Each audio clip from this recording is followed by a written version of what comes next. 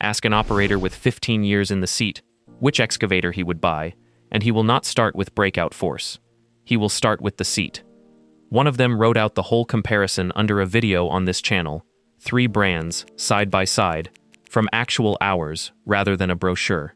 On Caterpillar, he was generous.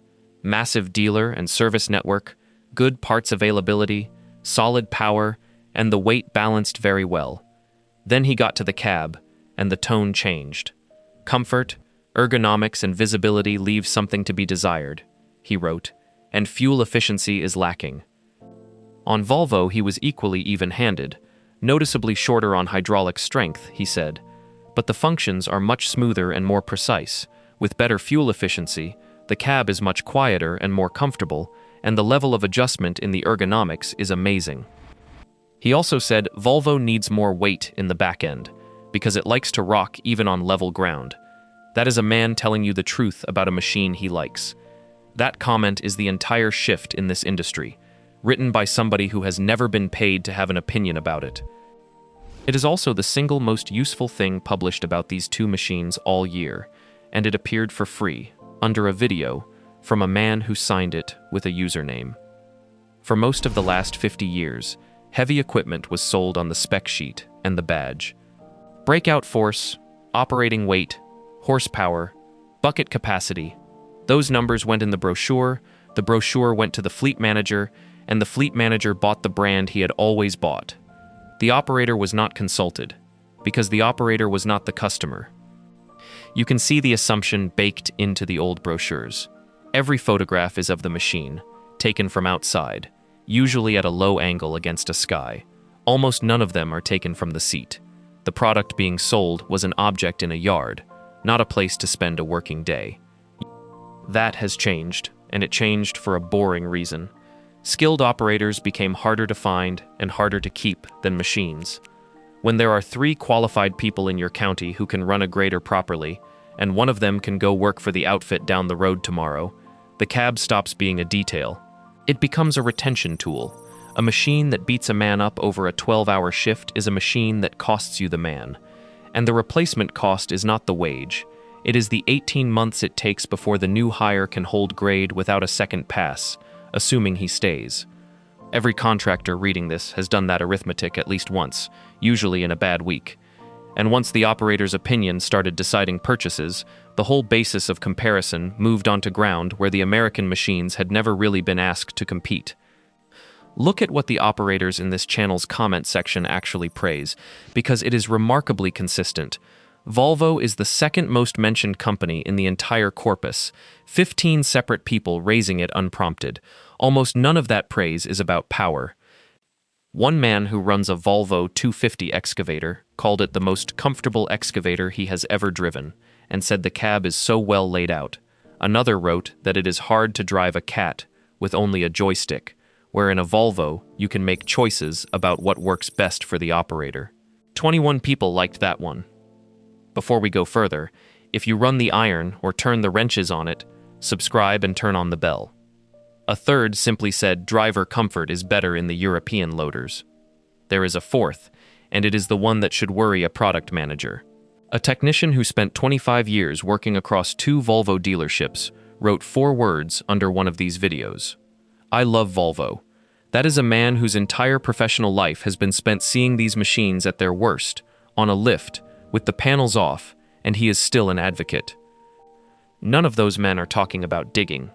Now think about what a cab actually is. From an engineering point of view, it is not a nice place to sit.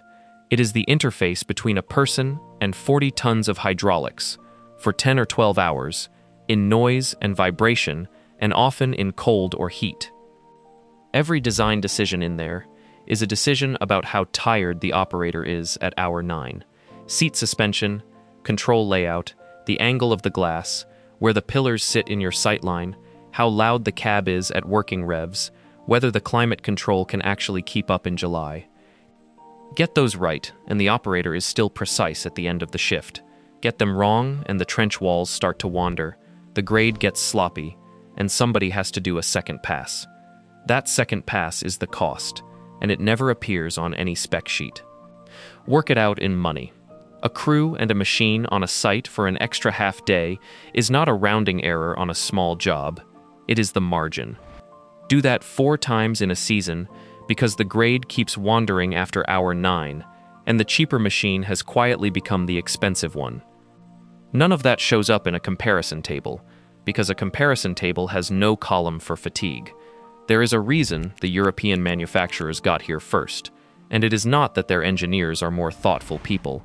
It is regulatory and cultural history. European workplace rules on vibration exposure, noise, and operator ergonomics have been tightening for decades, and machines sold into that market had to meet them. When you are forced to design for the man in the seat for 30 years, you get good at designing for the man in the seat. The advantage was not chosen. It was required, and then it compounded. The American market had no equivalent pressure, because the American buyer was the fleet manager, and the fleet manager was buying on uptime and dealer coverage. Both markets got exactly the machine they asked for. Which is why this is not a story about American engineers being worse. It is a story about what each market made compulsory. Give Caterpillar 30 years of mandatory vibration limits, and it would have built the quiet cab, because Caterpillar builds what the requirement demands and always has. Here is where it becomes a problem for Caterpillar specifically, and it is worth being fair about this. Caterpillar's advantages are real, and they are large. That same 15-year operator listed them without being prompted: dealer network, parts availability, power, balance. Those are not small things. On a remote site, a dealer who can get you a part in a day is worth more than a quiet cab. But every one of Caterpillar's classic advantages is an advantage that helps the owner. The cab is the one category that helps the operator, and the operator is the person who has quietly become the deciding vote. That is the inversion, and most of the industry commentary has still not caught up with it, and it arrived from a direction nobody was defending. Caterpillar spent decades building the deepest dealer network in the industry, which was exactly the right investment for a world where the fleet manager decided. The competitor did not attack that network. It went around it, through the cab door, and got to a person Caterpillar had never had to sell to. There is a second signal in the same comment corpus that makes the point from the opposite direction. When operators criticize a European machine, they criticize it on exactly the terms you would expect from somebody who actually runs one. Not enough weight in the rear, shorter on hydraulic strength, harder to get parts in some regions. Those are the complaints of a convert, not a skeptic. Nobody bothers listing the specific weaknesses of a machine they have not committed to. That distinction matters when you are reading comments as evidence. A man complaining that his Volvo rocks on level ground has bought a Volvo. A man complaining that Caterpillar is overpriced junk may not have run one this decade. The first comment is worth more than the second, and the counts in this channel's corpus lean heavily toward the first. And on the other side, the criticism of Caterpillar is almost never about capability. One longtime operator wrote that Caterpillar has gone the way of the big 3 car makers, relying on the brand name, and that he watched a gradual decline in quality across 40 years. Even that man's complaint is not that the machine cannot dig. There is a practical consequence here for anybody actually buying, and it cuts against the easy conclusion. Do not buy a machine because the internet says the cab is better. Go and sit in it, at working temperature, with the engine at operating revs, and run it for an hour. Comfort claims are the easiest thing in this industry to fake in a showroom, and the hardest to fake in the 8th hour of a shift. Bring the operator who is actually going to run it. If your best grader hand tells you the sightlines are wrong, that is not a preference. That is a man telling you where the second pass is going to come from. And listen to what he complains about, rather than what he praises. Praise is easy, and often brand loyalty in disguise. The specific complaint, the pillar in the wrong place, the control that needs a stretch, the mirror that vibrates at working revs, is the thing that will still be irritating him in year 4. And ask about the seat specifically, because the seat is where manufacturers cut cost quietly. Air suspension, adjustment range, whether it fits a large man in winter clothing, those specifications exist. They are just never in the headline. The badge used to carry the decision. It carried it for a long time, and it carried it honestly, because for decades the yellow machine really was the one that kept working when the others stopped. Subscribe if you want more of these. This channel covers the real story behind the machines, the part the dealer never puts in the brochure.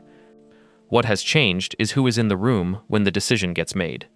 The fleet manager still signs, but he now signs after asking the man who has to sit in it, and that man has spent 10,000 hours forming an opinion nobody in Peoria ever asked him for. The spec sheet still wins the meeting. The seat wins the next one. And it will keep moving that way, because the man in the seat is the one input in this business that is getting scarcer every year while the machines get more plentiful.